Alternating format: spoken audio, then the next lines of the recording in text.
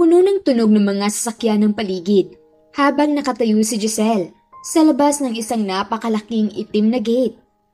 Hindi niya mawari ang kaba sapagkat ito ang magiging unang pagkakataon na makakapagtrabaho siya sa syudad bilang isang private nurse. Kinakabahan po ako, Mama. Hindi ko naman alam na napakayaman pala na magiging amo ko. Saad ni Giselle sa ina niya. Hay naku anak, alam kong kayang-kaya mo yan. Magaling kang nurse. Basta, kung minamaltrato ka dyan, tumawag ka agad para maresbakan ka ng mga kuya mo. Napawi ang kaba ni Giselle dahil sa itunura ng kanyang ina. Bahagya siyang natawa at na-imagine ang itsura ng tatlo niyang kuya na laging handang alalayan ng kanilang bunso at natatanging babae na kapatid. Matapang na pinindot ni Giselle ang doorbell at agad naman itong binuksan ng isang gwardya. Ako po si Giselle Rojas, sir. Yung bagong nurse po. Magalang na pagpapakilala ni Giselle. Ay oo, nabanggit nga ni Sir Henry na ngayon po ang dating nyo. Sige ma'am, pasok po kayo. Ginamit ng guard ang walkie-talkie na hawak na para bang binigyan ng signal ang mga taong nasa loob. Samantalang dire-diretso lamang na naglakad si Giselle, papasok. Hindi niya maiwasang hindi mapalingon sa kung saan-saan dahil sa sobrang ganda at lawak ng paligid. Agad ring tinatak ni Giselle sa utak niya na kailangan niyang mag-ingat sa mga kagamitang hahawakan niya sa mansyon dahil baka ulangin pa ang ilang buwang sahod niya para mabayaran ng mga iyon. Pagkapasok ni Giselle sa mansyon, bumulaga sa kanya ang mga katulong na mukhang hinihintay siyang dumating. Ma'am, sa dining area po tayo. Magalang na saad ng isa sa mga katulong. Agad namang sumunod si Giselle sa kanila, papunta sa dining room. Nang biglang mapahinto ang mga katulong, ay napatigil rin si Giselle sa paglalakad kahit naabala pa siya sa pagmumuni-muni sa paligid dahil sa rangya ng mga gamit. Ma'am, eto po si Sir Henry. Ang ama ng magiging alaga niyo. Biglang napalingon si Giselle sa itinuturo ng palad ng isang maid at ganoon na lamang ang gulat niya nang makitang isang pamilyar na lalaking nakaupo sa dulo ng mahabang mesa. Henry? Gulat na gulat niyang saad. Napangiti si Henry nang makita ang reaksyon ni Giselle dahil mukhang naaalala pa rin siya ng dalaga kahit 4 na taon na ang nakalipas nang huli silang magkita. Hello Giselle, it's nice to see you again. I knew it, magiging bagay sa'yo ang uniforme ng isang registered nurse. Kalmadong saad ni Henry. Nakaawang pa rin ang bibig ni Giselle habang nakatingin sa lalaking akala niya ay hindi niya na makikita pang muli. Hindi man lang sumagi sa isipan niya na ang Henry na nakilala niya noon ay ang Henry rin na magiging boss niya ngayon. Hindi lang iyon, hindi niya rin inakalang sobrang yaman pala nito. 4 na taon na ang nakaraan nang mag-cruise ang landas na Giselle at Henry. Pagod na pagod noon si Giselle habang naglalakad pa uwi. Galing kasi siya sa kakahuyan upang mamitas ng mga prutas na maaari niyang ibenta sa paaralan kinabukasan. Kasalukuyang nasa 3rd year college si Giselle at malapit na siyang maging isang intern kaya naman todo kayod siya upang makapag-ipon. Magdidilim na, ngunit kitang-kita ni Giselle na napakaliwanag sa isang bahagi ng kakahuyan, hindi kalayuan sa kanya. Nang makita niya ang makapal na usok, agad siyang kumaripas ng takbo upang makita kung ano ang nangyayari. Sunog! Nagpapanik na saad ni Giselle sa sarili sa pag-aakalang nasusunog ang mga puno. Subalit pagkalapit niya sa maliwanag na bahagi, ay mas nanlaki ang mga mata ni Giselle. Nang makitang hindi pala iyon sunog sa mga kakahuyan, kundi sunog galing sa isang kotse. Diyos ko Lord! May tao sa loob! Nabitawan ni Giselle ang mga plastik na dala at agad na nilapitan ang nasusunog na kotse upang iligtas ang taong nasa loob. Pagkalapit niya ay nagtama ang tingin nila ng gwapong binata na nasa loob. Duguan ang damit nito at may sugat sa ulo.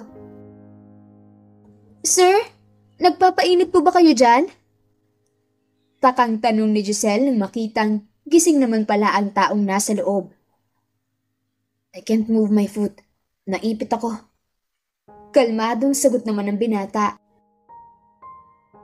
Agad na binuksan ni Giselle ang kotse upang tingnan ang kalagayan ng binata at nakitang naipit nga ang isang paa nito.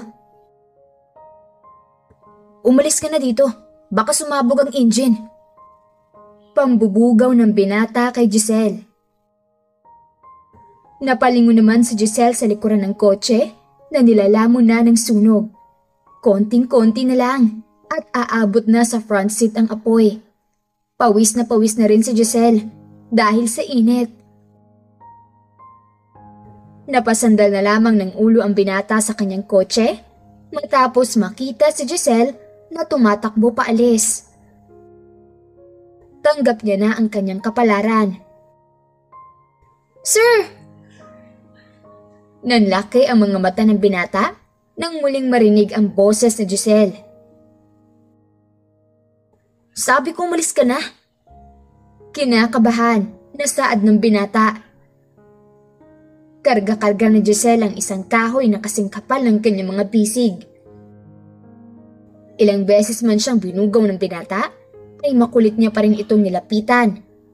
Itinusok ni Giselle ang kahoy sa ilalim ng paa ng binata, kung saan nakapatong ang umiipit sa paa nito. Gamit ang kahoy, buong lakas na inangat ni Giselle ang mga parte ng kotse na umiipit sa paa ng binata. Ang kulit mo naman! Ines sa saad ng binata bago niya tinulungan si Giselle na bigyan ng puwersa ang kahoy. Ilang segundo ang lumipas, natagumpay nilang napalaya ang paa ng binata. Agad siyang inalaya ni Giselle palabas sa kotse at nagmamadaling inalayo sa kotse. Nang ilang metro na ang kanilang layo, ay pareho silang natumba sa lupa dahil wala nang lakas si Giselle. Naupo na lamang sila at pinanood ang mamahalin na kotse habang patuloy itong nilalamon ng apoy. Habang nagpapahinga naman ay binigyan na ni Giselle ng first aid ang mga sugat ng kasama. Anong pangalan mo? Tanong ng binata. Giselle, ikaw? Ano bang nangyari at bakit nalagay ka sa sitwasyon na yun kanina? Sagot na Giselle na nakafocus sa mga sugat ng binata sa paa. May gumalaw sa engine ko. By the way, my name is Henry. Salamat sa pagsagip sa akin, Giselle. Ha? So ibig mong sabihin may gustong pumatay sa'yo? Gulat na saad ni Giselle na tinunguan naman ni Henry. Hindi ko alam, pero yun lang ang naiisip kong dahilan. Lagi kong sinisiguro na maayos ang makina ng kotse ko dahil araw-araw kong pinapasya ng anak ko sa park. Napaiwas naman si Giselle ng tingin matapos marinig ang sinabi ni Henry na may anak na siya. Sayang naman, crush ko pa sana. Saad ni Giselle sa kanyang utak. Hindi na nila nagawang isalba pa ang nasusunog na kotse dahil walang malapit na mapagkukunan ng tubig at walang sapat na kamay upang tumulong sa kanila. Ilang beses itong sumabog at ang tanging nagawa na lamang nila Giselle at Henry ay ang panoorin ito at magtakip ng tenga. Nang ma-recover ni Giselle ang kanyang lakas, ay inayan niya nang umuwi si Henry sa kanilang tahanan. Inaalala ni Giselle ang mga punong malapit sa nasusunog na kotse dahil baka kumalat ang apoy. Ngunit saktong pagkarating nila sa kanilang munting tahanan ay bumuhos ang malakas na ulan. Naroon ang ina at ama ni Giselle, pati na ang dalawa niyang kuya. Ang panganay na kapatid kasi ni Giselle ay nagtatrabaho na sa Maynila bilang isang teacher. Ipinaliwanag ni Giselle ang lahat ng nangyari, ngunit ilang oras matapos silang makapagbihis ay masama pa rin ang tingin ng mga kapatid ni Giselle kay Henry. Mga tingin na tila ba binabakuran ng kanilang bunsong kapatid mula sa binata. Kuya Neil, Kuya Gino, ano ba kayo? May asawa na yung si Henry. Suway ni Giselle sa kanyang mga kuya. Ganun ba? Agad na umaliwalas ang mukha ni Neil, ang pangalawang kuya ni Giselle. Napailing na lamang si Giselle dahil sa inaasal ng kanyang mga kapatid. Siya na ang nahihiya dahil sa kanila. Buti na lamang at mukhang naiintindihan naman ni Henry kung bakit sila nagkakaganon. Napagdesisyon na nila na hindi na muna uuwi si Henry hanggang sa hindi pa siya tuluyang gumagaling. Hindi sigurado si Giselle, ngunit mukhang may pinagdadaanan si Henry at iniiwasan pa ang pagbalik sa syudad. Kahit na alam ni Giselle na isang city boy si Henry, namamangha pa rin siya sa kakayahan nitong makisama sa mga tao. Maging ang mga masusungit na kuya ni Giselle ay nakasundo rin ni Henry, kalaunan. Bukod pa rito, nakasagap rin si Giselle ng isang impormasyon na talagang nagpasaya sa kanya. Wala siyang asawa? Gulat na saad ni Giselle nang marinig ang sinabi ng kanyang ina. Shh! Ang lakas ng boses mo! Suway ng ina ni Giselle, sabay lingon sa kanilang likuran kung saan tanaw si Henry at Gino na hawak-hawak ang mga manok. Sinong nagsabi, Nay? Kuryosong tanong ni Giselle. Si Henry malamang. Nagkukwentuhan kami kanina at napatanong ako kung sino ang nagbabantay sa anak niya ngayong ayaw niya pang bumalik doon sa kanila. Ang sabi niya, naroon daw sa nanay ang bata, pero hiwalay na raw sila kaya balak niyang umuwi kapag isasaulin na ang bata sa kanya. Bulong ng ina ni Giselle. Muling napalingon si Giselle kay Henry, ngunit agad namang tinusok ng kanyang ina ang kanyang tagiliran, dahilan upang mapabalikwa si Giselle. Crush mo si Henry, no? Pang-aasar ng kanyang ina sa kanya. Hindi Ano ko ba, Nay? Baka marinig tayo, nakakahiya naman. Agad na nag-walk out si Giselle habang panay pa rin sa tawa ang kanyang ina. Pagkapasok niya sa kanyang kwarto, napatalon si Giselle sa kanyang kama at kinikilig na nagpagulong-gulong habang yakap ang kanyang unan. Hindi niya maipaliwanag kung gaano siya kasaya sa nalaman. Kung ganoon, walang babae na kinakasama si Henry. Napabango naman si Giselle at binuksan ang kortina ng kanyang bintana. Mula sa kanyang kinaroroonan, ay malinaw niyang natatanaw ang mukha ni Henry.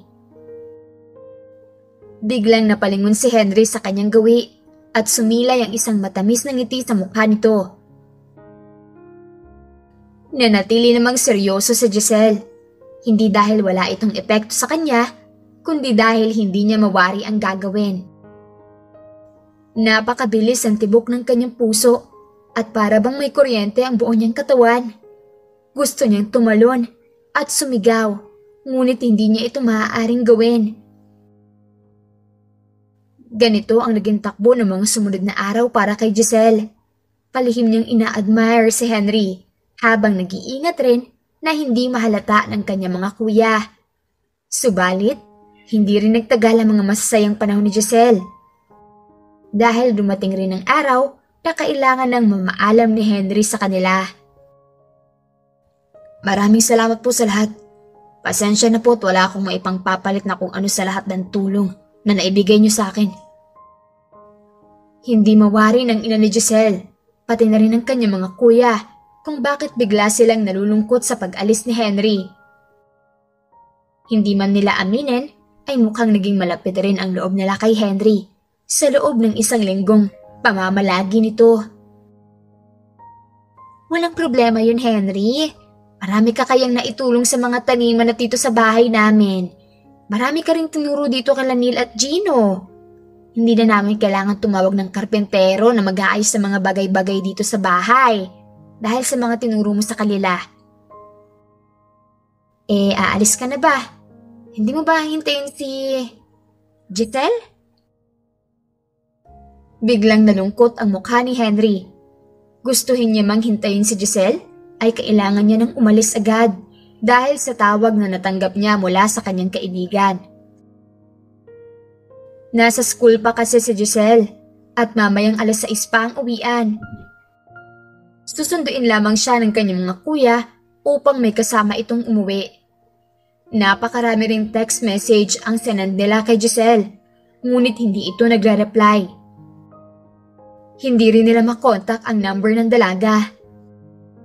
Hindi na po siguro. Pakisabi na lang po kay Giselle na maraming salamat sa lahat. Malungkot na saad ni Henry.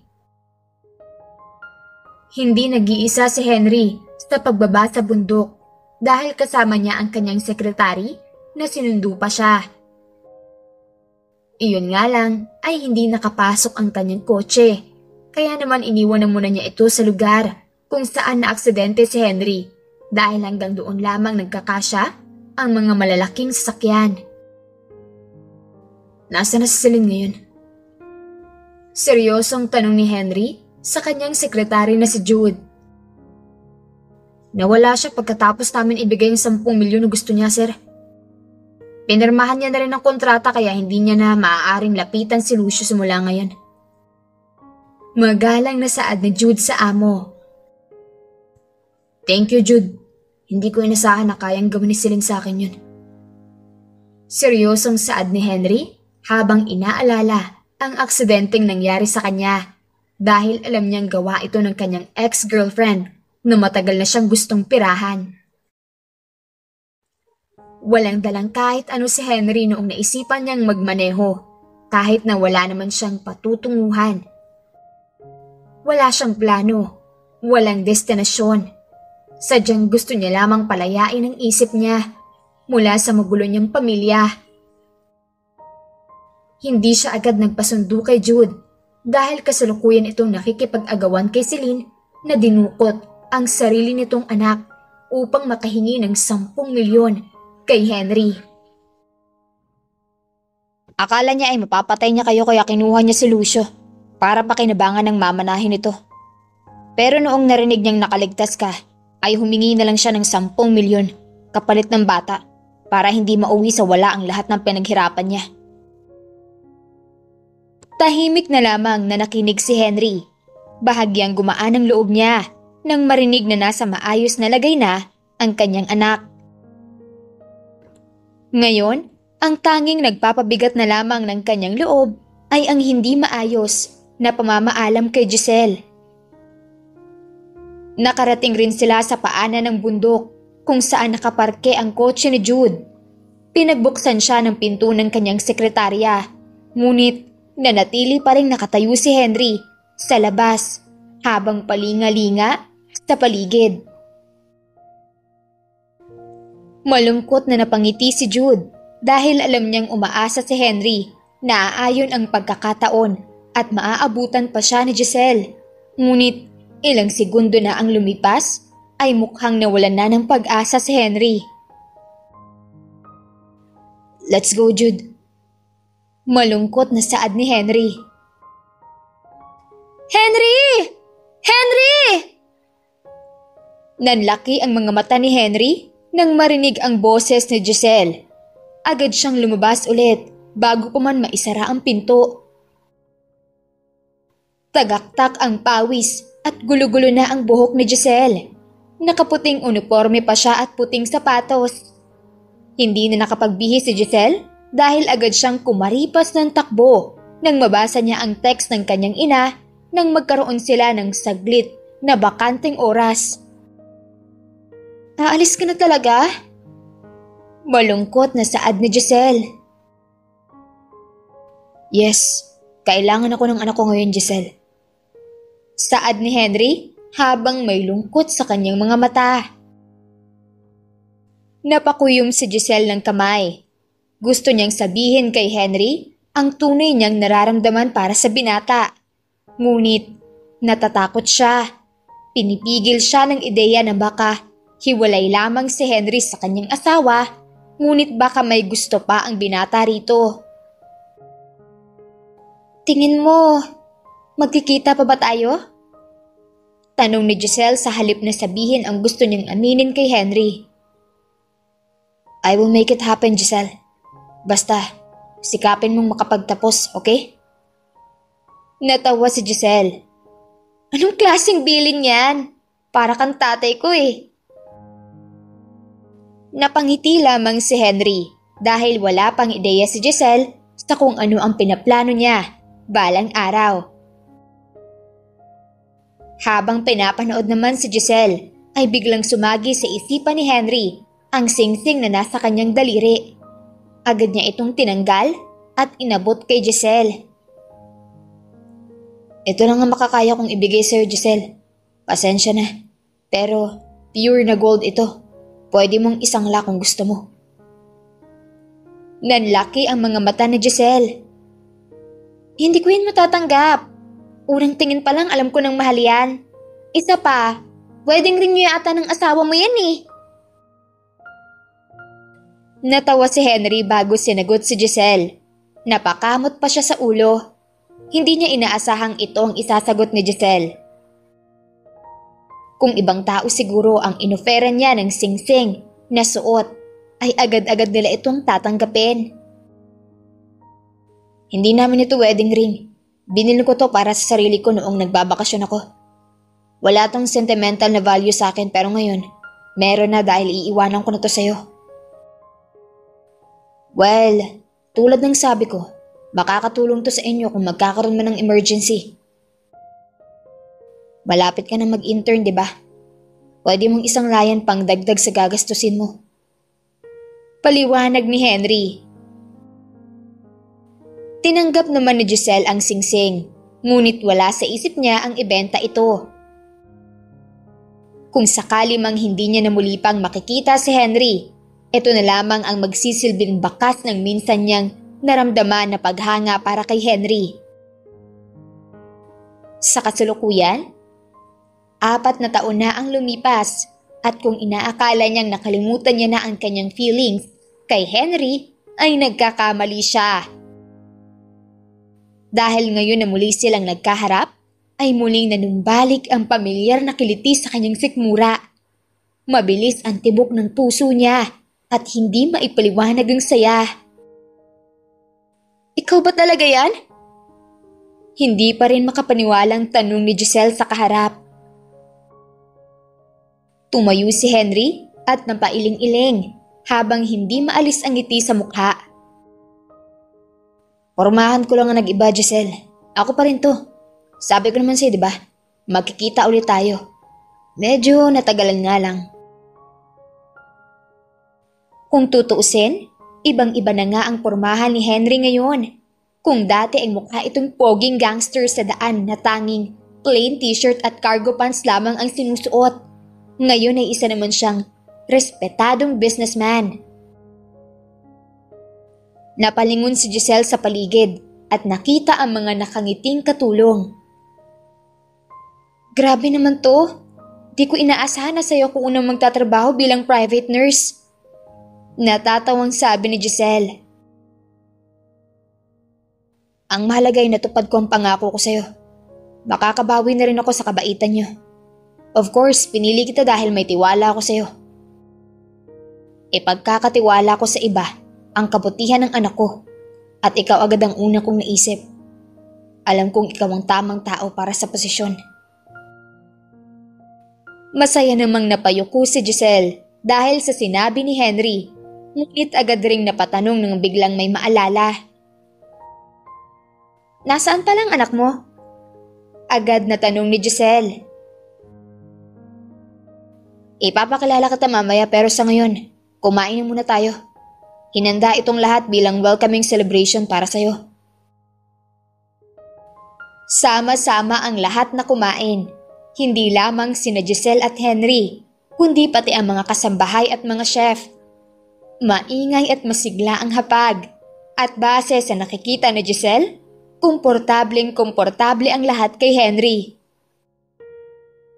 Isa lamang itong dagdag sa pagpapatunay na isang mabuting tao ang kanyang magiging amo. Alaman ni Giselle na magkakaroon ng krisis patungkol sa kanyang nararamdaman kay Henry at sa kanyang trabaho. Naging panatag pa rin ang kanyang loob at humupa ang takot ni Giselle sa magiging kapalaran niya sa napakalaking mansyon. Pagkatapos nilang kumain, ay nagtungo na sila sa kwarto ni Lucio, ang anak ni Henry. Hindi pa man sila nakakarating sa pinto, ay rinig na nila ang mga sigawan at tunog ng mga hinahagis na laruan. Mabilis na lumakad si Henry papunta sa playroom ng kanyang anak dahil dito. Anong nangyayari? Agad na tanong ni Henry sa nani ng kanyang anak. Sir, nagkakatantrums na naman po si Lucio. Hinahanap po kasi kayo kanina. Nung sinabi kong busy pa po kayo ay biglang nagwala. Paliwanag ng nani ni Lucio. Napasilip naman si Giselle kay Lucio na tumahan matapos kargahin ni Henry. Alam niya namang may disability ang anak ni Henry dahil nakasaad na ito sa records na nabasa niya bago pa man siya pumirma sa kontrata. Daddy, Lucio only wants to see you. Lucio don't like others. Saad ni Lucio habang mahigpit na nakayakap sa liig ni Henry. Okay anak, but I want you to meet Daddy's friend. That's Nurse Giselle. She is nice and she makes sweet medicines. Hinarap ni Henry si Lucio kay Giselle. Hello Lucio. Bati ni Giselle sa bata, ngunit umiwas lamang ito ng tingin sa kanya at muling niyakap si Henry. Nanatili si Henry sa tabi ng kanyang anak hanggang sa nakatulog na ito. Pagkatapos noon ay inaya niya na si Giselle na lumabas upang makausap ito. Pasensya na sa gulo kanina. Saad ni Henry. Wala yun. Hindi naman ako naabala dahil wala naman akong ginawang kahit ano eh. Sagot ni Giselle. Napasandal si Henry ng kanyang ulo sa upuang sofa. Kasalukuyan silang nasa opisina niya ngayon dahil gusto ni Henry na masinsinang makausap si Giselle tungkol sa kanyang anak. As you can see, masyadong malapit ang loob ng anak ko sa akin. Noong medyo maliit pa siya, nadadala ko naman siya kahit sa trabaho. Pero ngayon, he is already 5 years old. Mas lumala ang mga tantrums niya at mas naging sensitive siya. Hindi niya naman sinasaktan ng mga nanay niya, pero ayaw niya na sila ang nag-aasikaso sa kanya. As much as I want to, imposible pa rin makapagtrabaho ko ng maayos dahil hindi ko kayang ipagsabay ang trabaho at pag-aalaga kay Lucio. Tahimik na nakinig si Giselle. Mukhang hindi ganun kadali ang kanyang magiging trabaho. Base sa nakita niya kanina, alam ni Giselle na kailangan niyang mag-effort ng doble upang mapalapit kay Lucio at masigurong maaalagaan niya ng mabuti ang kalusugan ng bata. Magiging katuwang mo naman ang dalawang nani ni Lucio. Pero kung tingin mo ay hindi mo kakayanin, you are free to decide, Giselle. Hindi naman kita pipiliting magtrabaho para sa amin. Nasa iyo pa rin ang desisyon. Paliwanag ni Henry. Umiling si Giselle. Kakayanin ko, Henry. Napangiti si Henry sa sinabi ni Giselle. Pagkatapos ng kanilang pag-uusap, ay ipinahatid na ni Henry sa mga kasambahay ang mga gamit ni Giselle patungo sa kanyang magiging personal na silid. Habang nakahiga sa malambot na kama at kausap ang kanyang ina, hindi pa rin maiwasan ni Giselle ang maisip ang lahat ng nangyari kanina. Tingin mo, Nay, kaya ko ba? Alinlangan na tanong ni Giselle. Aba, syempre naman. Alamin mo lang kung papaano mo makukuha ang loob ng bata. Kahit gaano man kasungit si Lucio, syempre meron pa rin kahinaan yan. Kinakabahan po ako para bukas, Nay. Malungkot na sabi ni Giselle. Maging ikaw ka lang. Gawin mo ang makakaya mo at maging totoo ka lang sa sarili mo. Makikita mismo ng bata na genuine ka. Hay nako, ikaw talaga, Giselle. Kahit naman anong mangyari, nasa likod mo kami.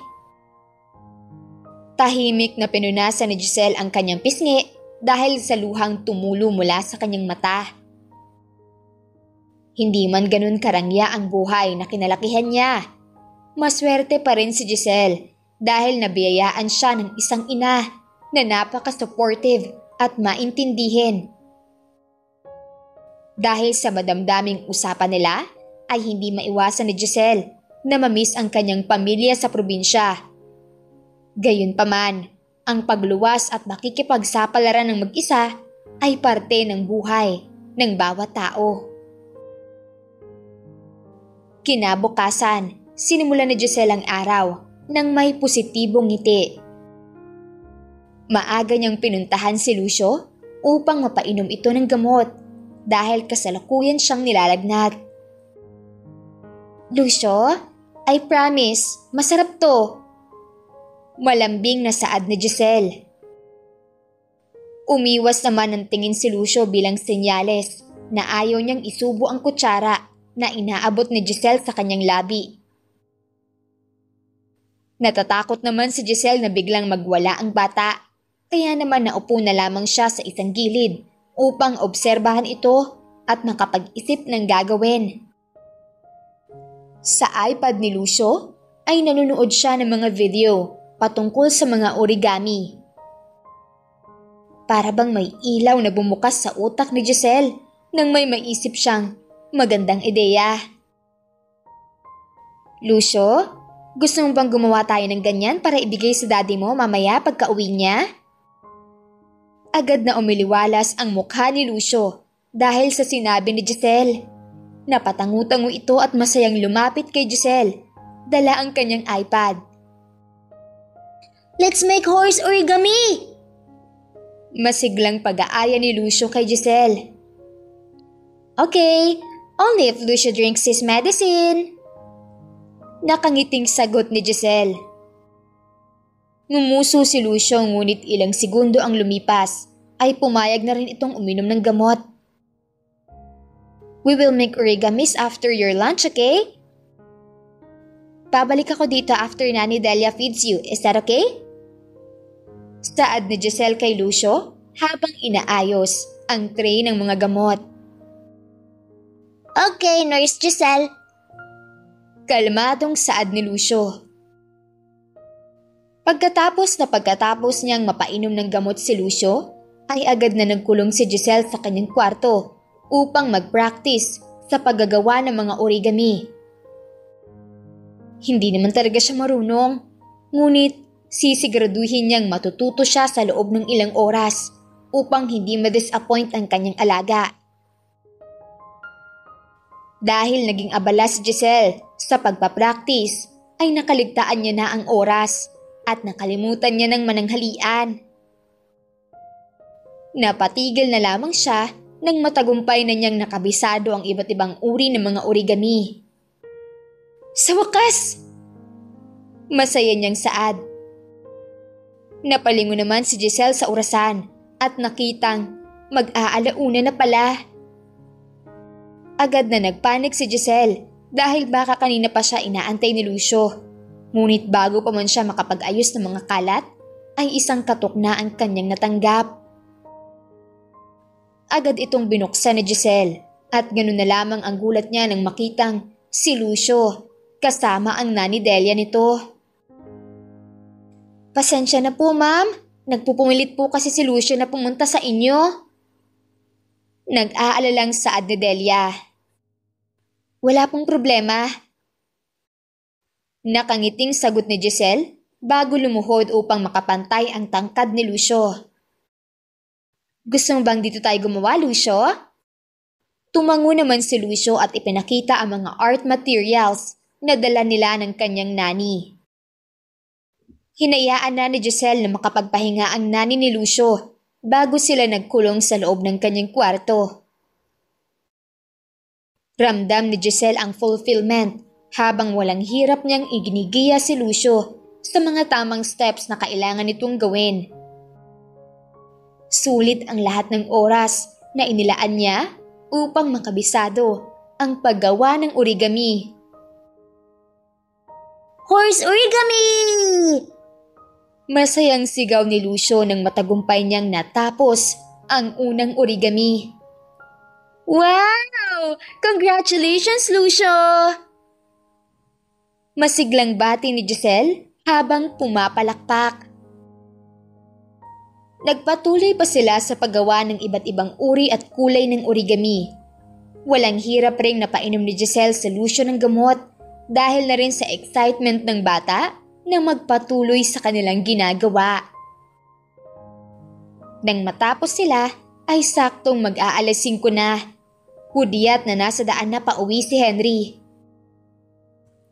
Daddy! Nang namataan ni Lucio si Henry sa main door, ay agad itong kumaripas ng takbo, palapit sa papa niya. Si Giselle naman ay nakasandal sa rilis ng hagdan, sa second floor, habang pinapanood si Lucio at Henry. Napakasaya ni Lucio habang pinapakita kay Henry ang mga gawa nito. Si Giselle naman ay pumasok na sa kanyang kwarto upang makapagpahinga. Pagkatapos ng ilang oras ay bumaba si Giselle upang kumain ng hapunan. Akala niya ay nauna na sina Henry, ngunit laking gulat niya nang tulad niya ay pababa pa lang rin ang mag-ama. Nurse Giselle! Masayang saad ni Lucio nang makita niya si Giselle. Mukhang nakuha mo agad ang loob ni Lucio ah. Nakangiting saad ni Henry habang hawak ang kamay ni Lucio. Hindi ko rin in-expect pero buti naman. Masayang sagot ni Giselle. Nurse Giselle, you did not eat lunch, right? Biglang tanong ni Lucio na nagpatigil sa paglalakad nilang tatlo. What do you mean, Lucio? Takang tanong ni Henry sa anak. It's because when Lucio came inside Nurse Giselle's room, she was practicing how to make origami. Lucio thinks that Nurse Giselle didn't have lunch. Napakamot si Giselle sa kanyang ulo. Hindi niya inasahang mapapansin pala iyon ng kanyang alaga. Totoong sinabi niya? Kalmadong tanong ni Henry. Napatango naman si Giselle. Oo, hindi ko kasi namalayan ng oras kanina. Tipid na napangiti lamang si Henry. Thank you for exerting your effort. Pero wag mo na ulit gagawin yun, Giselle.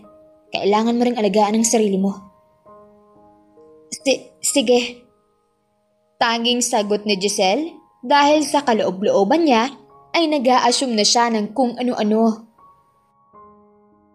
Pagkatapos nilang sabay-sabay na kumain, ay nagsipasok na rin sila sa kanilang mga silid upang makapagpahinga.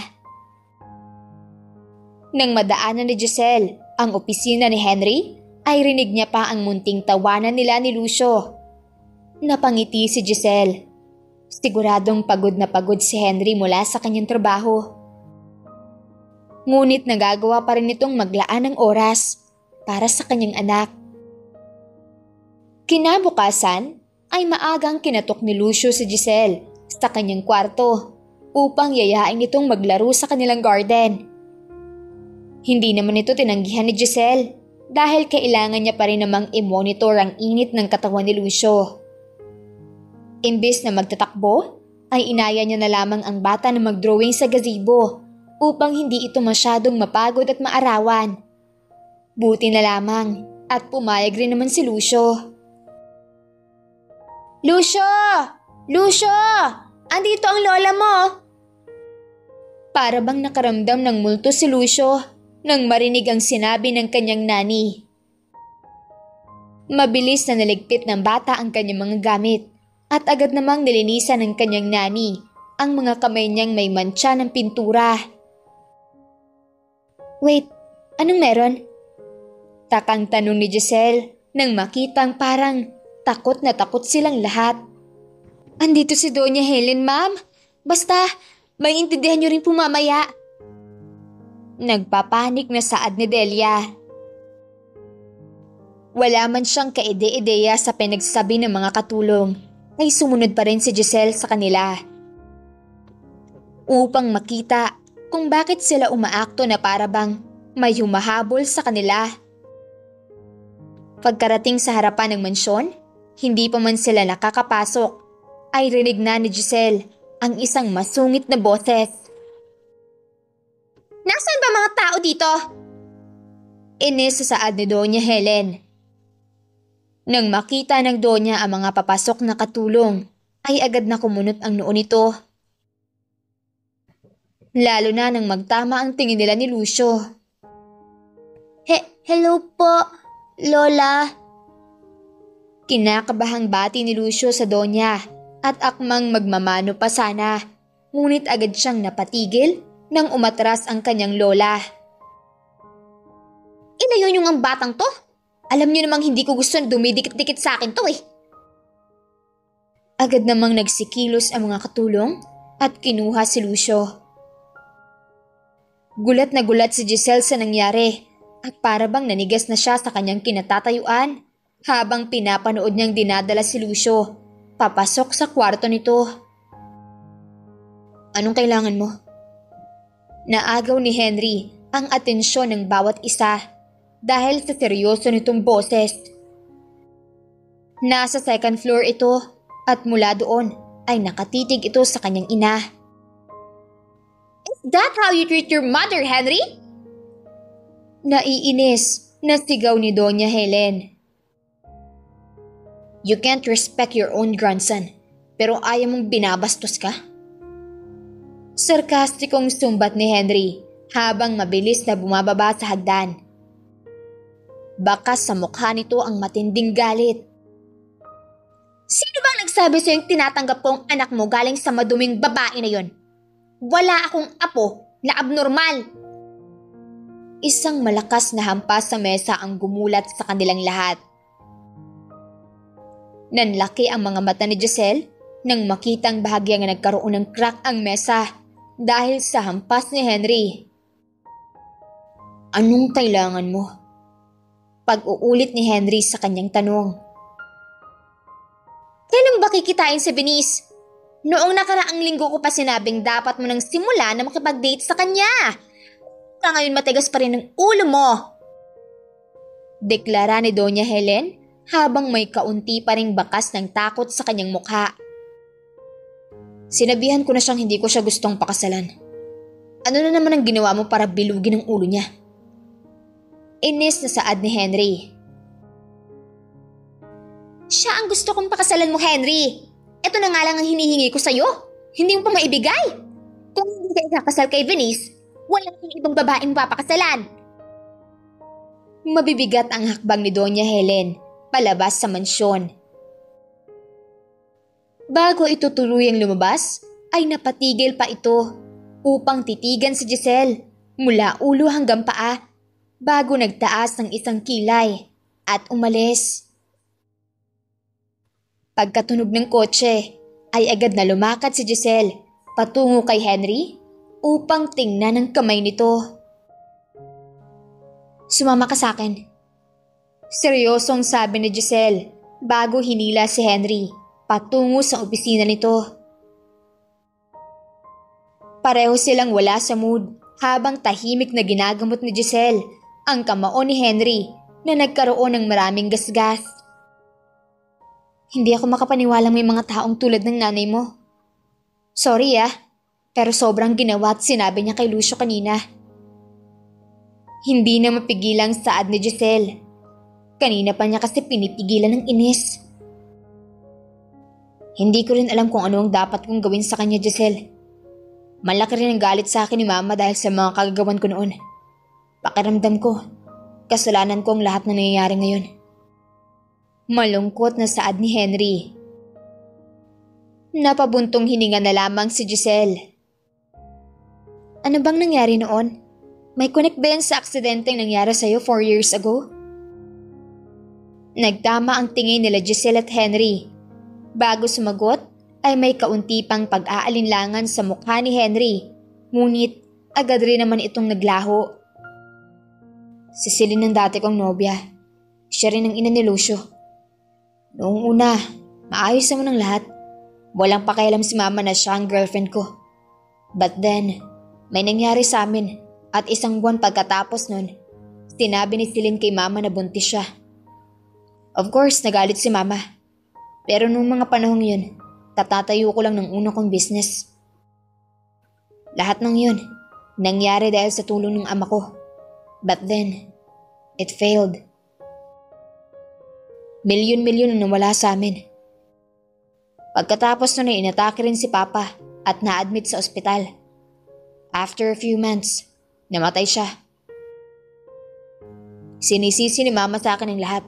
Dahil simula nang nalaman niyang buntis si Celine, nagsunod-sunod na ang malas sa buhay namin. Pagkatapos namang mga anak na Celine, ay iniwan niya sa akin ang bata. Ako ang nag-alaga hanggang sa nag-1 taon pero bigla siyang dumating dito sa mansyon.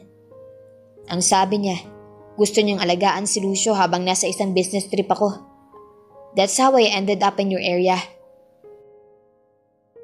Habang nandoon ako, nagkaaway ulit kami ni Mama tungkol kay Celine dahil ayaw niyang magsama ulit kami.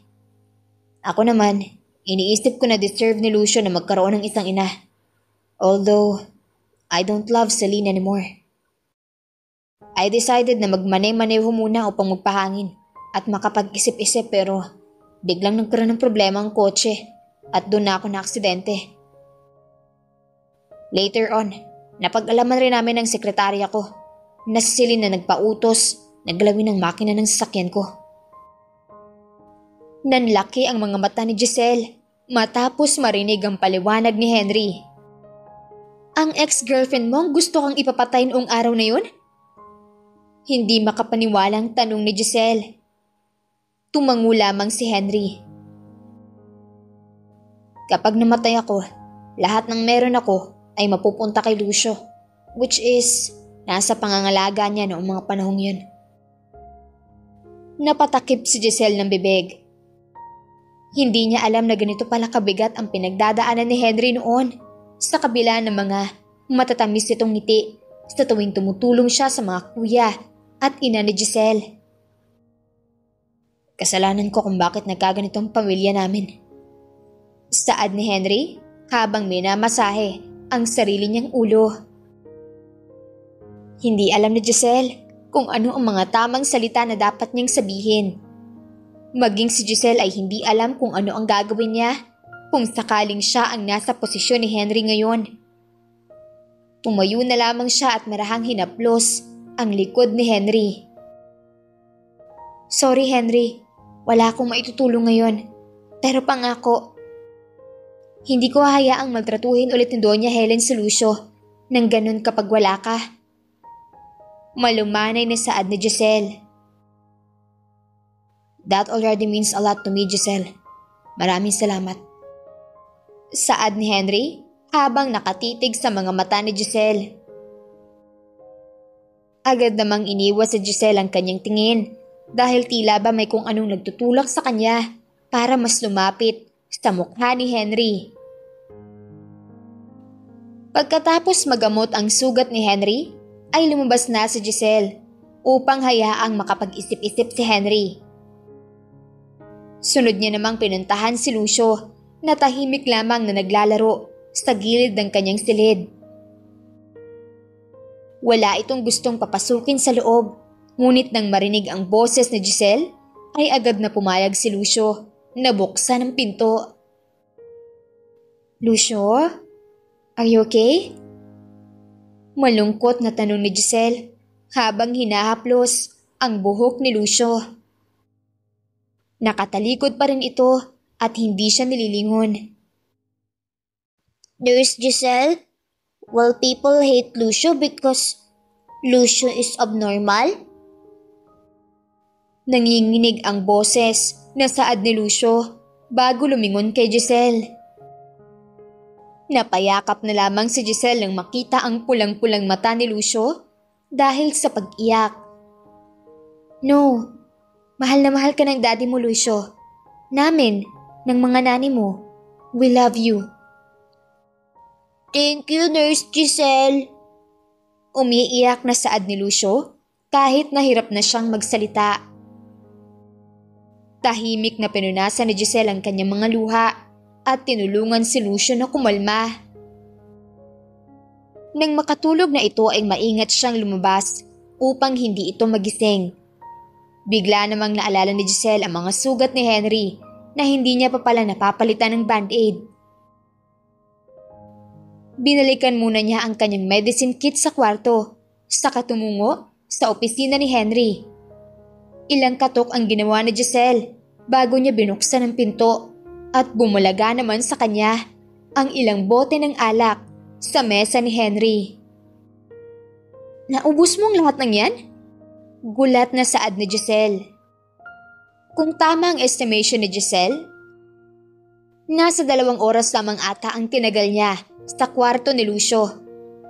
Nag-aalala niyang tinitigan si Henry dahil mukhang hindi niya magawang pagaanin ang loob nito tulad ng nagawa niya kay Lucio. Papalitan ko lang ang band-aid sa kamay mo, tapos lalabas din ako ulit. Paliwanag ni Giselle bago naupo sa tabi ni Henry.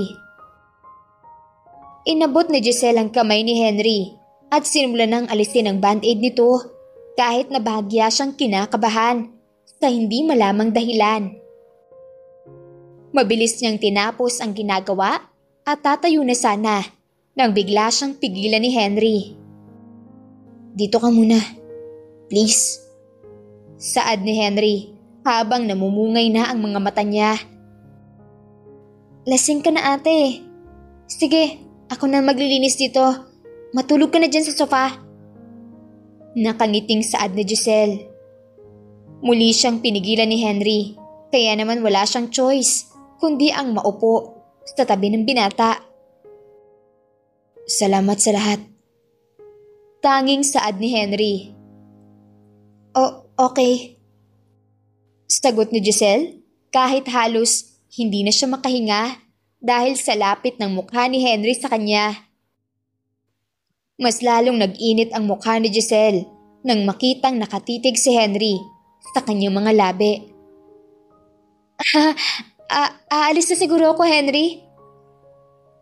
Saad ni Giselle, ngunit bago pa man siya makatayo, ay naunahan na siyang pigilan ni Henry sa pamamagitan ng isang halik. Para bang estatwa si Giselle habang hindi pa rin maproseso sa kanyang utak ang nangyayari. Ngunit pagkalipas ng ilang segundo ay para bang maging siya ay nalalasing na sa mga halik ni Henry. Mas naging mainit ang pagpapalitan nila ng halik nang magsimulang gumalaw si Giselle. Marahan niyang hinawakan si Henry sa balikat nito habang ang mga kamay naman ni Henry ay unti-unting umaangat sa kanyang dibdib. Ang mga labi naman ni Henry ay bumaba patungo sa liig ni Giselle at maya-maya ay nanlaki ang mga mata ng dalaga nang marinig ang tunog ng pagtanggal sa isang butones ng kanyang uniforme. Sandali! Pulang-pula ang mukha ni Giselle at dahil sa pagkabigla ay hindi niya sinasadyang maitulak si Henry dahilan upang mahulog ito sa sahig. Nagpapanik namang tumayo si Giselle upang tulungan si Henry sa sahig. Panay ang hingi niya ng tawad sa binata habang inaalalayan itong umupo. I'm sorry, Giselle. Dahil sa pagkakahulog ni Henry sa sofa, ay para bang nahimasmasan siya sa kalisingan. Halos 10 minuto nang magkatabing nakaupo sina Henry at Giselle habang pareho pa rin nahihiya sa mga nangyari. Wala yon. Isipin na lang natin na lasing ka at kalimutan na natin yon. Nahihiyaring saad ni Giselle. Kalimutan? Takang tanong ni Henry. May gusto ako sa'yo, Giselle. Sadyang hindi ko lang napigilan kanina dahil nakainom ako. Hindi ko makakalimutan yun because I finally felt your lips after all those years. Diyos mio, ano bang pinagsasabi mo, Henry? Mas lalong namula ang mukha ni Giselle, kaya naman tinakpan na lamang niya ang mukha niya upang itago ito. Sorry. Ang plano ko sana ay saka ko aamin kapag naayos ko ng problema ko kay Mama. Napakamot si Henry sa kanyang ulo habang nahihiyang iniiwas ang tingin sa kasama. Itago na lang muna natin ngayon, Henry. Suwestyon ni Giselle. Then kapag okay na ang lahat, saka natin sabihin sa kanilang lahat. Agad na umaliwalas ang mukha ni Henry nang marinig ang sinabi ni Giselle. So, pumapayag ka? Na ano, maging girlfriend mo? Oo. Kainis naman. Hindi ka man nanligaw. Ikaw pa naman sana first boyfriend ko. Mapang-asar na saad ni Giselle. Pwede naman ako manligaw araw-araw kahit na tayo na. Nakangiting saad ni Henry bago hinawakan ang kamay ni Giselle. Sige na nga. Natatawang sabi ni Giselle bago hinampas ang balikat ni Henry. Pagkatapos ng gabing iyon ay hindi na makatulog si Giselle dahil sa kilig. Gising na gising ang diwa niya, kaya naman kinabukasan ay halata sa kanyang mga mukha ang puyat. Hindi ka ata nakatulog ng maayos, Nurse Giselle. Saad ni Henry habang sabay silang lahat na kumakain. Hindi man mahalata ng ibang mga kasambahay. Sa mata ni Giselle ay alam niyang nang-aasar si Henry. May iniisip ka siguro kagabi. Saad ni Henry habang may pilyong ngiti sa labi. Pinanlakihan niya naman ng mata si Henry upang tumigil na ito. Buti na lamang at nakinig si Henry at tinantanan na siya. Naging ganito ang takbo ng mga sumunod na araw para kina Henry at Giselle. Sa umaga ay palihim ang kanilang relasyon, ngunit sa gabi naman ay nagsasama sila sa opisina ni Henry upang magkaroon ng quality time. All I thought ay sinangla mo na to. Manghang saad ni Henry nang makita niya ang singsing na binigay niya kay Giselle noon. Hindi no, ginawa ko siyang pendant ng kwintas. Hindi mo ata napansin ang binuksan mo yung uniforme ko. Napangiti si Henry at marahan na niyakap si Giselle. Namiss kita. Bulong ni Henry kay Giselle na kumiliti sa tenga ng dalaga. Hay nako, gabi-gabi naman tayong magkasama ah. Suway ni Giselle. What I mean is, parang ayaw ko na yung situation na kailangan pa nating magtago. Alam ko naman matatanggap ko ni Lucio. Baka matuwa pa nga yun eh. Nakangiting sabi ni Henry. Si Lucio, oo. Pero ang mama mo, baka sumabog sa galit. Alam naman natin gustong-gusto ko nun ipakasal kay Denise. Wala siyang magagawa kung ikaw ang gusto ko. Sagot ni Henry na biglang naging seryoso. Marahan na lamang na pinisil ni Giselle ang pisngi ni Henry dahil napipigo na naman ito. Naiintindihan naman ni Giselle ang kanyang nobyo, ngunit sadyang ayaw niya munang dumagdag sa gulo ng mag-ina.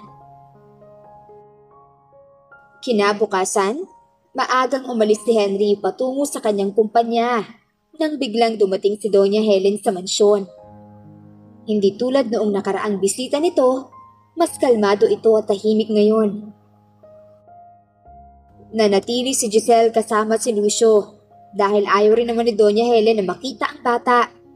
At mas mabuti pang manatili na lamang sila sa kwarto at maglaro hanggang sa umalis na ang Doña. Ma'am, pinapatawag po kayo ni Doña Helen? Bulong ni Delia. Ngunit noon namang nilingon ni Giselle si Delia dahil sa narinig. Ha? Bakit ako? Taka niyang tanong. Pumangalumbaba na lamang si Delia dahil hindi niya rin naman alam ang dahilan sa kabila ng paghahanap ni Doña Helen kay Giselle. Dahil dito, walang choice si Giselle kundi ang bumaba upang harapin ang Doña. Ma'am, tinawag niyo rin po ako? Magalang na saad ni Giselle pagkarating sa garden kung saan umiinom ng tsaa si Doña Helen. Oo, makikita ka, Giselle. Kalmadong saad ng Doña. Naupo naman si Giselle sa upuang kaharap ni Doña Helen habang hindi pa rin mawari ang dahilan sa pagtawag nito sa kanya. Kamusta ang trabaho mo dito? Tanong ni Doña Helen na ipinagsalin pa ng tsaa ang baso ni Giselle. Okay naman po. Sagot ni Giselle. Marami akong naririnig tungkol sa'yo eh. Extra service na binibigay mo? Mayroong nakakainsultong ngiti sa mukha ni Doña Helen habang nagsasalita ito at nakatingin kay Giselle. Po? Takang tanong ni Giselle. Alam mo kasi iha, mayroon akong mata sa paligid ng anak ko. Ayon sa isa sa mga mata ko, ikaw raw nasa opisina ni Henry paggabi. Bumilis ang tibok ng puso ni Giselle nang marinig ang sinabi ni Doña Helen. Kung ganun, ibig sabihin lang ay mayroong nagsumbong sa Doña tungkol sa kanila ni Henry ngunit. Sino iyon? Huwag mo nang subukang alamin kung sino, Giselle. At gusto ko lang naman, ay layuan mo si Henry. Pera bang kailangan mo? Name your price. Pabalag na nilapag ni Doña Helen ang kanyang tseke sa mesa. Tulala namang nakatitig si Giselle doon. Nagpipigil ng inis dahil sa bastos na pakikitungo ng Doña. Ano? Nahihiya ka pa? Mas okay na yan, kesa sa gabi-gabi kang kumakayod na ibalandra ang katawan mo kay Henry. Natatawang saad ni Doña Helen. Kalmadong hinawakan ni Giselle ang tseke at ibinalik ito sa panig ng mesa ni Doña Helen. Sorry po ma'am, pero hindi ko po ito matatanggap. Isa pa, marangal po ako nagtatrabaho, hindi tulad ng duming nasa isipan ninyo. Panghuli, totoo pong pumupunta ako sa opisina ni Henry kada gabi, ngunit hindi po namin ginagawa ang milagrong iniisip nyo. Sinikap ni Giselle na panatilihin ang kalmado at respetadong pag-uugali niya sapagkat ayaw niyang magsimula ng gulo. Wala naman itong patutunguhan at magiging usap-usapan lamang sila pag nagkataon. Maraming atraso si Henry sa akin. Tiyagang dumagdag ka na naman sa mali ang nagawa niya. Hanggang hindi siya nagpapakasal sa babaeng gusto ko para sa kanya, hindi ko siya mapapatawad at hindi ko rin kailanman tatanggapin si Lucio sa pamilya namin. Pag-isip Giselle, uunahin mo ba ang sarili mo? Pagkanan ni na Henry at Lucio. Umalis na rin agad si Doña Helen matapos sabihin ang mga katagang iyon. Naiwan namang tulala si Giselle habang pinag-iisipan ang mga sinabi ng Doña sa kanya. Nurse Giselle! Look! Bigay ni Lola! Napakasaya ng mukha ni Lucio habang pinapakita kay Giselle ang laruan na binigay sa kanya ni Doña Helen bago ito umalis. Pinilit ni Giselle ang ngumiti, ngunit hanggang ngayon ay hindi pa rin maalis sa isipan niya ang nangyari. Lalo na ngayon at kitang-kita niya kung gaano kasaya si Lucio sa pinakaunang regalo na natanggap niya mula sa kanyang lola. Sunod ay pinuntahan naman ni Giselle si Henry upang sabihin ang nangyari. Baka sa tulong ng kanyang nobyo ay makapag-isip siya ng tamang desisyon. Naiwang bukas ang pinto ng opisina ni Henry, kaya naman agad na nasilip ni Giselle ang ginagawa nito sa loob. Nakatalikod si Henry sa direksyon ng pintuan at nakaharap sa malaking painting ng kanilang family picture. Hindi man nakikita ni Giselle ang mukha ni Henry, ay alam niyang malungkot ito at namimiss ang dating kalagayan ng kanyang pamilya. Naglakad si Giselle pabalik sa kanyang kwarto at naupo sa kanyang vanity table. Tinitigan niya ang sarili niyang refleksyon sa salamin, saka napatanong sa kanyang sarili. Kung tama bang siya ang piliin ni Henry at hindi ang pagkakaayos nila ni Doña Helen. Kinagabihan rin ng mismong araw na iyon ay nagtungo si Giselle sa opisina ni Henry tulad ng kanilang nakaugalian.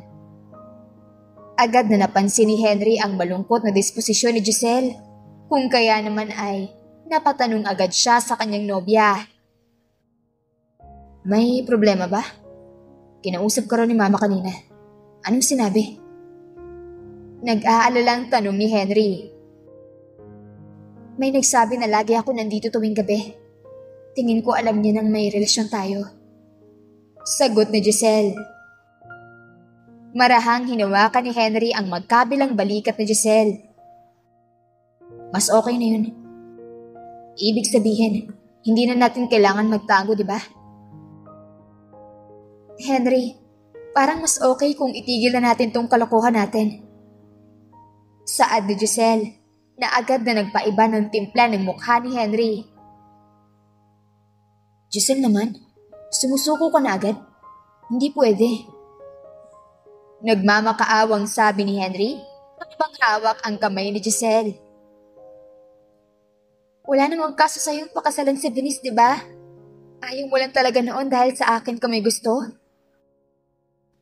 Bakit naman binabanggit mo pa si Venice dito? Hindi ako magpapakasal sa kanya, Giselle. Dahil ayaw ko. Paglilinaw ni Henry. Naupo si Giselle sa sofa habang nakasunod naman sa kanya si Henry na nanatiling nakatayo sa kanyang harapan. Sinabi niya na kapag nagpakasal ka kay Venice, matatanggap niya na si Lucio sa pamilya niyo. Natahimik si Henry matapos marinig ang sinabi ni Giselle. Dahil dito ay mas lalong kumirot ang dibdib ng dalaga. Naiintindihan niya namang gusto rin ni Henry na makilala si Lucio ng mga kamag-anak nila. Pero hindi ito nangyayari dahil kay Doña Helen. Binigyan ni Doña Helen ng laruan si Lucio kanina. Sobrang saya ng bata. Henry, ilang beses pa lang naman tayong nagkasama. Ang mama mo, buong pagkabata mo, siya ang nagpalaki sa'yo. Nakikita ko rin na gustong-gusto ni Lucio na mapalapit sa kanya. Hindi ako worth it, Henry. Piliin natin kung ano ang mas nakakabuti sa'yo. Paliwanag ni Giselle. Mabilis na umiling si Henry. Bakas ang galit na ekspresyon sa mukha nito. Dahil lang sa sinabi ni Mama ay nagkakaganyan ka na? Sa tingin mo ba ma-appreciate ko pang kabaitan niya kay Lucio pagkatapos kong gawin ang gusto niya? Hindi. Dahil alam kong sa kaloob-looban niya ay hindi niya kayang sikmurahin na nagkaroon siya ng apong may disability. Iiwan mo ako dahil doon? Really, Giselle? Hindi mo kasi naiintindihan, Henry. Hindi lang ito tungkol sa ating dalawa. Si Lucio ang iniisip ko. Gusto mo bang lumaki siya na iniisip niyang hindi siya tanggap ng lola niya? Pilit na pinipigilan ni Giselle ang kanyang luha habang nakatingin kay Henry. Gustuhin man ni Henry na magalit kay Giselle sa inaasal ito ngayon ay hindi niya magawa sapagkat pinangungunahan pa siya ng pagmamahal para sa kanyang nobya. Napahimas na lamang si Henry ng kanyang mukha bago magsalita. Mas gugustuhin ko pang manatiling galit si Mama sa amin habang kasama ka. Kesa naman nandoon kami sa pamamahay niya, pero alam kong kaplastik ka lang ang pinapakita niya. Observant at matalino si Lucio, Giselle. Mas masakit para sa kanya kapag kusa niyang marirealize na peke lang ang lahat ng pinapakita ng lola niya. Hindi na sumagot pa si Giselle at naiyak na lamang sa kanyang kinauupuan. Nilapitan naman siya ni Henry at marahang niyakap. Matagal na kaming nabuhay nang wala siya, Giselle. Pero hindi namin kakayanin ni Lucio kapag ikaw ang nawala sa amin. Susubukan kong kausapin si Mama tungkol sa lahat ng mga kinikimkim niya sa akin. Nang sa gayon ay mawala na ang bigat ng nararamdaman mo. Mahinahong saad ni Henry habang hinahaplos ang likod ni Giselle. Kinabukasan rin mismo ay nagtungo si Henry at Giselle sa mansyon ni Doña Helen kung saan dati ring nakatira si Henry. Kuya! Hindi maipaliwanag ang saya sa mukha ng nakababatang kapatid ni Henry na si Hannah nang makita niya ang kanyang kuya. Kamusta ka? Tangkad mo na. Asar ni Henry sa kapatid habang ginugulo ang buhok nito. Nagtama ang tingin ni Hannah at Giselle, ngunit isang ngiti ang sumilay sa mukha ni Hannah. Dahil dito ay nawala ang kaba sa dibdib ni Giselle. Nasa office si Mama, kuya. Saad ni Hannah. Sige, pwede bang samahan mo muna si Ate Giselle mo sa gazebo habang hinihintay niya ako? Request ni Henry na agad namang pinaunlakan ng kanyang kapatid. Sa gazebo sa backyard garden ng kanilang mansyon ay tahimik na nakaupo si Giselle habang pinapanood si Hannah na gumuguhit ng isang layout ng bahay. Napag-alaman niyang isang architecture student si Hannah at nasa pangatlong year na ito. Kamusta po si Lucio, Ate Giselle? Tanong ni Hannah na pumukaw sa atensyon ni Giselle. Okay naman siya. Kilala mo ko? Takang tanong ni Giselle dahil alam ni Hannah ang kanyang pangalan kahit na hindi niya pa naman sinasabi. Oo naman, lagi ka pong kinukwento ni Kuya pag nag-uusap kami sa phone call. Nakangiting sabi ni Hannah. Napangiti si Giselle dahil sa narinig, ngunit hindi pa rin maalis ang pag-aalala niya. Dapat ba ay sumama siya kay Henry? Ano na kaya ang lagay nila doon? Magkakaayos kaya sila? Huwag kang matakot, ate. Alam ko magkakaayos sila, Kuya at Mama. Singit ni Hannah nang mapansin ang nag-aalalang itsura ni Giselle. Sana nga, Hannah. Hindi kasi ako makampante. Alam mo naman, ilang taon na silang hindi magkasundo, hindi ba? Tama ka, ate. Pero dahil yun sa pareho silang ma-pride, simula noong nag-away sila ni Mama, lagi na silang nagbabangayan. Walang gustong humingi ng tawad.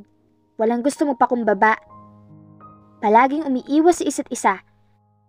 Kaya naman hanggang ngayon hindi sila nagkaayos. Alam mo, ate, pareho naman talaga silang may mali eh. Mali si Kuya sa nagawa niya noon. Pero mali ring isisi kay Kuya ang pagkamatay ni Papa. Walang perpektong anak. Wala ring perpektong ina.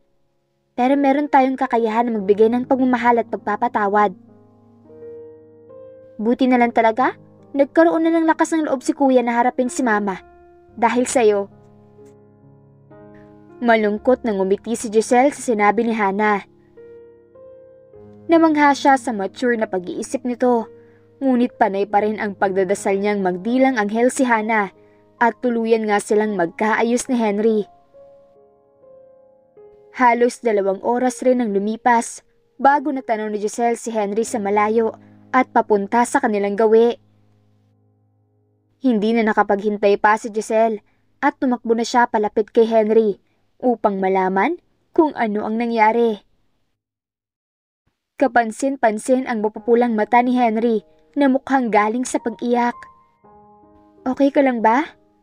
Kamusta? Paunang tanong ni Giselle.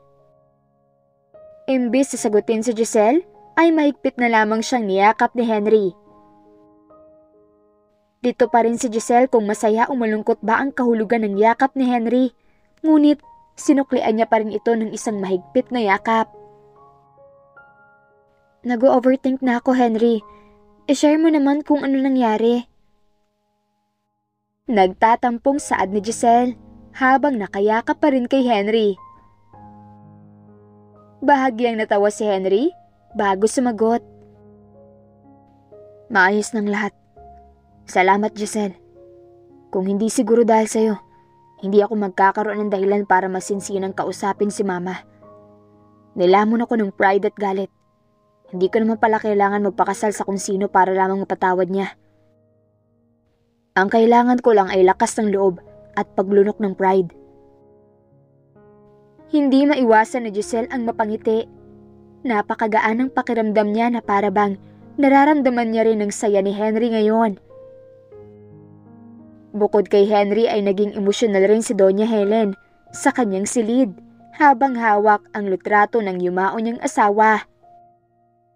Hindi ko pa rin matanggap na maaga mo kong iniwan, Delphine. Saad ni Doña Helen habang kausap ang litrato ng kanyang asawa. Sana ngayon ay masaya kang pinapanood kami sa langit. Nagkaayos na kami ni Henry. Nasilayan ko na ulit ang ngiti ng panganay nating anak. Muling nagpuna si Doña Helen ng kanyang luha bago hinalikan ang litrato ng kanyang asawa.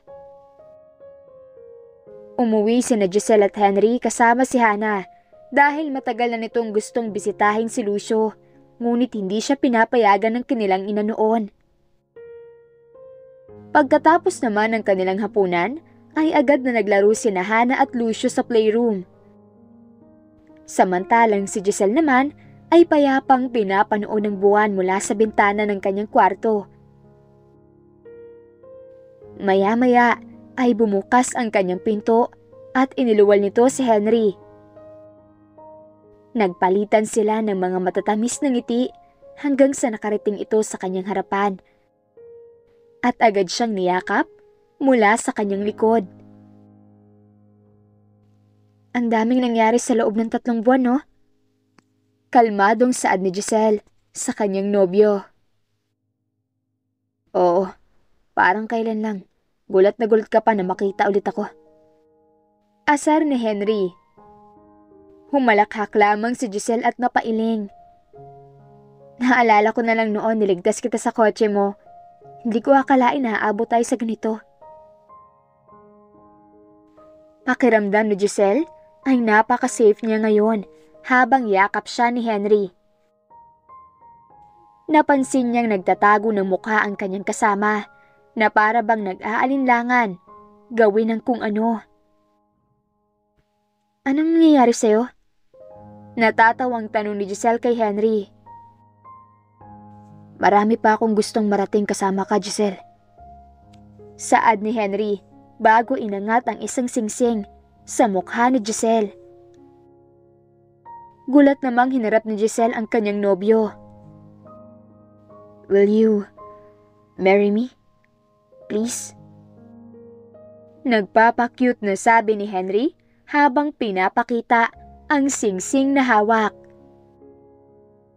Natawa naman si Giselle habang pinipigilan rin ang pag-iyak. Sira ulo ka talaga. Naluluhang sambit ni Giselle pagkatapos paluin si Henry sa balikat nito. So, anong desisyon mo? Kapag hindi ka papayag ngayon, magpo-propose ulit ako bukas at sa susunod na bukas at sa susunod pang bukas. Aaraw-arawin ko hanggang sa pumayag ka na. Una munang pinunasan ni Giselle ang kanyang luha bago sumagot. Hindi mo na ako kailangan tanungin pa ulit bukas o sa susunod na bukas or kahit araw-araw. Ngayon pa lang, pumapayag na akong pakasalan ka. Lumawak ang mga ngiti ni Henry at nagsimulang tumalon-talon sa loob ng kanyang kwarto. Tawang-tawa naman si Giselle sa reaksyon ng kanyang nobyo na ngayon ay fiancé niya na. Nang mahimasmasan na si Henry, ay agad siyang lumapit kay Giselle upang isuot ang singsing sa kamay nito. Maraming salamat sa lahat, Giselle. Hindi kita bibiguin. Mahal na mahal kita. Naluluhang sabi ni Henry. Dahan-dahan niyang pinadausdos ang singsing sa daliri ni Giselle hanggang sa umabot ito sa dulo. Ang singsing ay may simple, ngunit eleganteng disenyo na nababagay sa kulay ng balat ni Giselle. Habang nakatitig sa singsing na kanyang suot, ramdam ni Giselle na maayos itong pinagpilian ni Henry. "Thank you, Henry. Mahal na mahal rin kita." Sagot ni Giselle bago tumingkayad upang halikan si Henry. Pagkalipas ng ilang buwan ay ikinasal nga sina Giselle at Henry. Dumalo ang lahat ng mga taong importante sa kanila, kasama na ang kanilang mga magulang at kapatid. Pagkatapos rin ng kasal, ay napagdesisyon na nilang manatili sa mansyon ni Henry at bumisita na lamang kay Doña Helen kung nangungulila man ito. Of course, palagi ring bukas ang kanilang mansyon para sa lahat. Marami ang nagsabi na masyadong mabilis ang desisyon nila Henry at Giselle na pagpapakasal, ngunit hindi nila ito pinakinggan. Alam nila na hindi nasusukat ang tunay na pagmamahal sa tagal ng relasyon, kundi sa kung paano mo ito panghahawakan hanggang sa dulo. Lumipas ang 2 taon na natili pa ring healthy ang relasyon ng mag-asawa. "Happy birthday, Lucio!" Masayang nagpalakpakan ang lahat matapos hipa ni Lucio ang kandila ng kanyang cake. Ngayon ay ang kanyang 7th birthday, kaya naman minabuti nilang magpahanda. Bukod sa kanilang pamilya, invited rin ang mga kaklase ni Henry. Masaya ang lahat dahil sa masasarap na pagkain at sa pool party na inorganize mismo ni Giselle. "Mommy, where is Lola?" Tanong ni Lucio. "Don't worry, di ba she promised na hahabol siya? Baka maya-maya pa yon." Malambing na saad ni Giselle habang hinahawi ang buhok ni Lucio. "Okay." Masiglang saad nito bago umalis upang makipaglaro sa iba. Ilang oras pa ang nagdaan, ngunit wala pa ring Doña Helen na lumitaw sa party. Dumilim na lamang at natapos ang selebrasyon ay hindi pa rin ito dumarating. Sinusubukan naman nila itong tawagan, ngunit nakapatay ang cellphone nito. "Lucio is sad." Umiiyak na saad ni Lucio habang nag-aalala namang nagtinginan sina Giselle at Henry sa isa't isa. "Hindi pa natin makontak si Lola eh. Something must have happened. I'm sure. Babawi si Lola sa'yo, okay? Huwag ka nang umiyak, Lucio." Pagpapatahan ni Henry sa anak. Umiling lamang si Lucio sabay biglang nawala sa kanyang kwarto. Hinagis niya ang kanyang stuffed toy sa kung saan-saan habang panay ito sa kakasigaw. "Leave Lucio alone! Leave Lucio alone!" Galit na saad ng bata habang nagwawala. Hinawakan ni Giselle ang braso ni Henry at tinanguan ito. Lumabas sila upang bigyan ng personal space si Lucio upang umiyak. Habang nasa sala naman, ay nag-aalala pa rin nilang kinokontak si Doña Helen. "Hindi pa rin sumasagot?" tanong ni Giselle. Umiling naman si Henry. "Wala pa rin eh. Nakapatay pa rin ng phone ni Mama. Kinakabahan na rin ako." "Lucio! Lucio!" Napatayo sina Giselle at Henry nang marinig ang boses ni Doña Helen. Agad na napatakbo si Henry palabas upang salubungin ang ina niyang taktak sa pawis at maraming dalang paper bag. "Ma, saan ka galing? Nag-aalala na kami sa'yo. Hindi ka makontak." Agad na saad ni Henry. "Sorry, maraming nangyari. Humaba ang discussion sa meeting, tapos nasiraan ako ng kotse. Wala pa akong dalang cash o kahit wallet. Hindi ko dala mga cards ko, na low battery ng phone ko, my goodness! Buti na lang at may nagpasakay sa akin ng libre." Hingal na hingal si Doña Helen. Agad naman siyang pinaupo sa sofa upang sandaling makapagpahinga. Ngunit ilang segundo lamang siyang naupo at kumaripas na ng takbo papunta sa kwarto ni Lucio. Hindi na nila nagawang pigilan pa ang Donya, kaya naman hinayaan na lamang nila ito. Pagkatapos ng 2 oras, nagtaka na ang mag-asawa dahil hindi pa lumalabas ang Donya hanggang ngayon, kaya naman pinuntahan na nila ito sa kwarto ni Lucio. Pagkabukas nila ng pinto, nanlambot ang puso ng mag-asawa nang makitang parehong nakatulog ang dalawa sa kama habang binabasahan ni Doña Helen ng bagong bili niyang storybook si Lucio. Napaakbay si Henry sa asawa at hinalikan nito sa noo. Mukhang wala na akong mahihiling pa sa Diyos ngayon. Ibinigay niya na sa akin ang lahat ng kailangan ko. Napangiti naman si Giselle sa sinabi ng kanyang asawa. Maging siya ay wala ng iba pang maihihiling sa may kapal.